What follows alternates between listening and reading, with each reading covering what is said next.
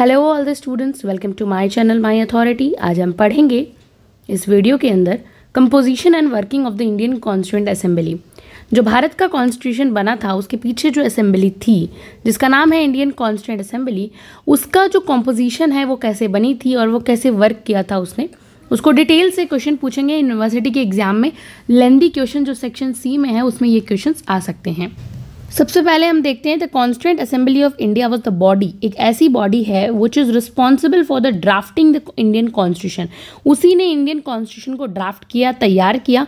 It was establish under the cabinet mission. ये बहुत important facts हैं, इसी के साथ हम पढ़ेंगे, जो आपको हाईलाइट करके दे रही हूँ मैं कि लाइक ये जो किसके अंडर ड्राफ्ट हुआ था, इस्टेब्लिश्ड हुआ था कैबिनेट मिशन प्लान जो था 1946। यहीं पे हमें एक फैक्ट मिल गया 1946 and played a crucial role, और बहुत ही इंपॉर्टेंट रोल प्ले किया था shaping independent India's political framework. India के इंडिपेंडेंट के बाद हमें पॉलिटिकल फ्रेमवर्क की ज़रूरत थी, हमारा खुद का कॉन्स्टिट्यूशन हो, तो उसके लिए कैबिनेट मिशन प्लान ने कॉन्स्टिट्यूशन असेंबली को इस्टेब्लिश किया और वो बहुत ही ज़्यादा ज़रूरी था। The assembly worked for almost 3 years, और इस असेंबली ने कितने सालों तक काम किया? 3 सालों तक काम किया almost, to draft the constitution, हमारे संविधान को बनाने के लिए, which came into effect on January 26, 1950। और ये कब इफेक्ट में आती है? जब हम रिपब्लिक डे मनाते हैं, उस दिन हमारा कॉन्स्टिट्यूशन जो है वो पूरी तरीके से इफेक्ट में आता है। सबसे पहले देखते हैं compositions of the constituent assembly.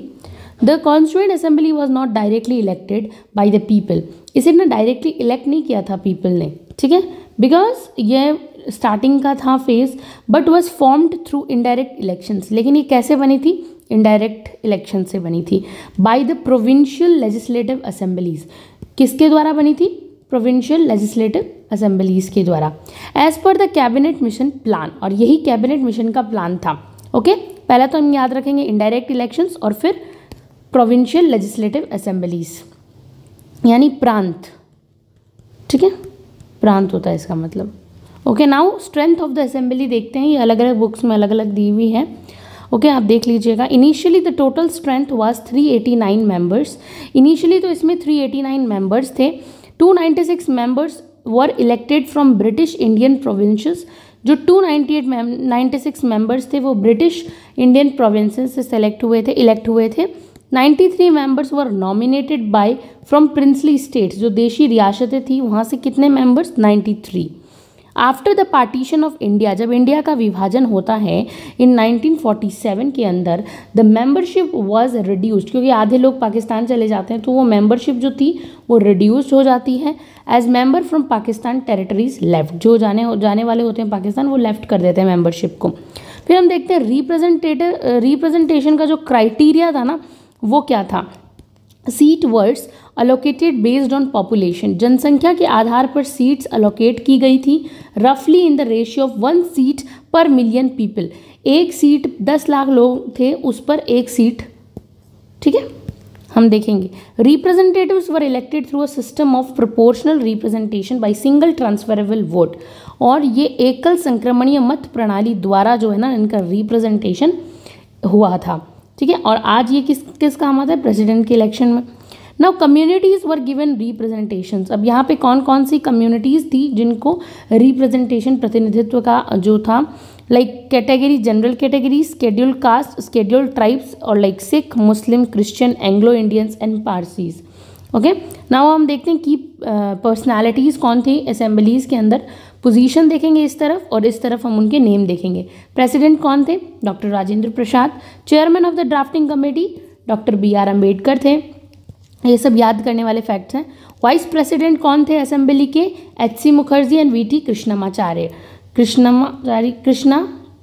Okay, फिर देखते हैं कॉन्स्टिट्यूशन एडवाइज़र कौन थे? कॉन्स्टिट्यूशन को एडवाइज करने वाले BN राव थे।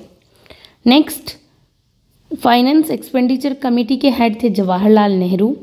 यूनियन कॉन्स्टिट्यूशन कमेटी हेड कौन थे? जवाहरलाल नेहरू।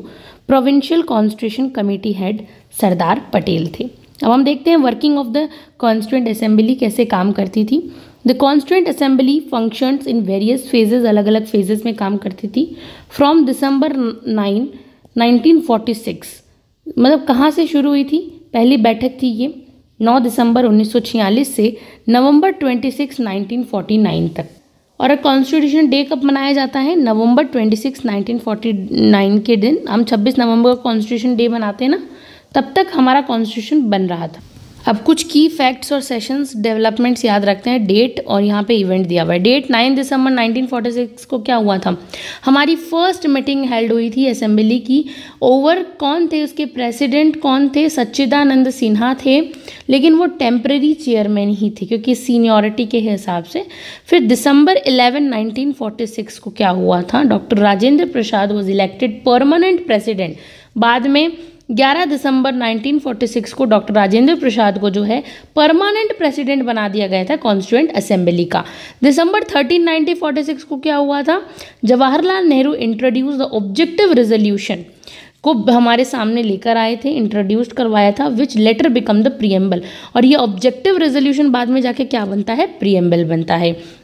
जून 3, 1947, ये डेट्स और फैक्ट्स याद रखने वाले हैं। क्या हुआ था जून 3 को 1947 में? Mountbatten plan was accepted. Mountbatten का जो प्लान था उसे एक्सेप्टेड कर लिया गया था, leading to the partition of India and reduction in membership. और बाद में वहाँ पे रिडक्शन हुआ था मेंबरशिप के अंदर, और हमने पार्टीशन ऑफ इंडिया के प्लान को एक्सेप्ट कर लिया था। उसके बाद अगस्त 14, 15, 1947 को क्या हुआ था? इंडिया गेन्ड इंडिपेंडेंस, इंडिया को स्वतंत्रता मिल जाती है। And assemblies become Indians provisional parliament, और असेंबली जो है ना इंडिया की प्रोविंशियल पार्लियामेंट के रूप में बन जाती है। ठीक है, ये याद रखने वाली बात है। नवंबर 26, 1949 को हम मनाते हैं कॉन्स्टिट्यूशन डे, क्योंकि इस दिन हमने हमारे कॉन्स्टिट्यूशन को अडॉप्ट किया था, अपनाया था। उसके बाद 26 जनवरी 1950 को हम रिपब्लिक डे मनाते हैं। कॉन्स्टिट्यूशन कैम इनटू इफेक्ट, उस दिन भारत का संविधान जो है ना कार्य में आया था, मेकिंग रिपब्लिक डे। ये थे कुछ इंपॉर्टेंट फैक्ट्स। ना वो हम देखते हैं कमिटीज़ ऑफ द असेंबली की क्या क्या कमिटीज़ थी। The constituent assembly work through 22 committees, importantly 22 committees पे काम किया था, of which the most important were, इनमें से मोस्ट इंपॉर्टेंट, सबसे इंपॉर्टेंट तो है ड्राफ्टिंग कमेटी। उसके चेयरमैन कौन थे? Chaired by doctor B.R. Ambedkar, responsible for preparing the final draft, और ये कमेटी फाइनल ड्राफ्ट तैयार करने के लिए रिस्पॉन्सिबल मानी जाती है। सेकंड है यूनियन पावर्स कमेटी। कौन सी committee? Union power committee, led by Jawaharlal Nehru, इनके द्वारा ये लेड की गई थी। Defined union and state relation, और ये किस चीज़ को डिफाइंड करती है कि संघ का और सरकार में जो स्टेट है, राज्यों का जो संबंध है वो कैसा रहेगा, वो इसको डिसाइड करती है। नेक्स्ट कमेटी हमारी आ जाती है फंडामेंटल राइट सब कमिटीज़, जिसके अंदर लेड बाय JB कृपलानी के द्वारा इसको लेड किया गया था। वर्कड ऑन फंडामेंटल राइट्स, ये हमारे मूलभूत अधिकारों पर बात करती है। उसके बाद नेक्स्ट आती है माइनॉरिटीज़ सब कमिटीज़। माइनॉरिटीज़ सब कमेटी किस बारे में बात करती है? चेयर्ड बाय सरदार वल्लभ भाई पटेल के द्वारा हैंडल्ड माइनॉरिटी राइट्स, जो माइनॉरिटीज़ हैं, जो कहते हैं ना अल्पसंख्यक लोग हैं, उनकी जो राइट्स अधिकारों की बात करती है, उनके बारे में बात करती है। नेक्स्ट कमेटी आती है provincial constitutional committee, headed by Sardar Vallabh Bhai Patel को ही हेड कर रहे थे इस चीज़ को, इस कमेटी को। फॉर्मुलेटेड प्रोविजंस फॉर प्रोविंसेस, जितनी भी प्रांत थे उनके लिए प्रोविजंस बनाने का काम किया था इस कमेटी ने। अब हम देखते हैं की debates and discussions. The assembly debated over 2 years 11 month 18 day, exact date है ये हमारे कॉन्स्टिट्यूशन बनने की पूरी अवधि हम जिसे कहते हैं। कंडक्टिंग 11 सेशंस हुए थे इसके अंदर। सब मेजर पॉइंट्स ऑफ डिस्कशंस वर, क्या क्या इनमें डिस्कशन हुआ था वो हम देखते हैं। सबसे पहले स्ट्रक्चर ऑफ गवर्नमेंट क्या रहेगा हमारा? Parliamentary versus presidential. बहुत दिनों तक ये डिबेट चली थी कि हमें अपने भारतीय संविधान को कैसा बनाना है, हमें अपने डेमोक्रेसी को पार्लियामेंट्री बनाना है ये सिस्टम को, या हमारा जो गवर्नमेंट का, सरकार का स्ट्रक्चर कैसा रहेगा, ढांचा कैसा रहेगा, मतलब राष्ट्रपति टाइप का रहेगा जैसे USA में है, या UK में जैसा है वैसा रहेगा। इस पर डिबेट चली थी। फेडरलिज्म वर्सेस यूनिटरियनिज्म, यानी कि संघवाद होगा या फिर जो हम कहते हैं ना पावर शेयर होंगी फेडरलिज्म में, वो होगा। फिर फंडामेंटल राइट्स और डायरेक्टिव प्रिंसिपल्स पर डिबेट चली थी। प्रोटेक्शन ऑफ माइनॉरिटीज़ पर हमारी डिबेट। तो साइलेंट फीचर्स अब हम देखते हैं वर्किंग ऑफ असेंबलीज के क्या क्या थे। डेमोक्रेटिक एंड इंक्लूसिव प्रोसेस, इसके अंदर लोकतांत्रिक और इंक्लूसिव यानी सब चीज़ को समाहित करने वाला प्रोसेस है। The drafting process involved intensive discussions, बहुत सारे डिस्कशंस हुए थे। Ensuring board consensus and extensive debate किस पे थी? The assembly held 114 days of discussions on the draft constitutions। 114 दिन तक तो डिस्कशन ही चला था कि हमें कॉन्स्टिट्यूशन को ड्राफ्ट करना है। फिर इंस्पायर्ड बाय ग्लोबल कॉन्स्टिट्यूशन, और ये हमारा जो कॉन्स्टिट्यूशन है ना वो बहुत सारे विदेशों के अलग अलग कॉन्स्टिट्यूशन से इंस्पायर्ड है। फॉर एग्जाम्पल बोरोड, उधार लिया है हमने features from British, US, Irish and Canadian constitution से बोरो किया है। Okay, focuses on social justice पे हम बात करते हैं। सोशल जस्टिस का मतलब यहाँ पे क्या होता है, included provisions for social, economic and political justice, जो हम प्रीएम्बल में हमारा पढ़ते हैं। ओके, कंक्लूजन देखते हैं। The Constituent Assembly played a historic role in shaping independent India's future। बहुत important role play किया इंडिया के फ्यूचर में। It provided a robust foundations, और इसने एक शानदार नींव रखी है डेमोक्रेसी की, लोकतंत्र की, फंडामेंटल राइट्स, हमारे मूलभूत अधिकारों की, एंड गवर्नेंस की। The Constitution was finally adopted on 26 November 1949, important date to be remembered here, and came into force January 26, 1950, marking the beginning of the Republic of India. The legacy of the Constitution Assembly remains significant as the Indian Constitution continues to guide India nation's democratic framework। तो बहुत important था, हमने एक overview देखा short में कि Indian constituent assembly कैसा है। नेक्स्ट के टॉपिक हम अगले वीडियोज़ में डिस्कस करेंगे। Thank you so much for watching this video.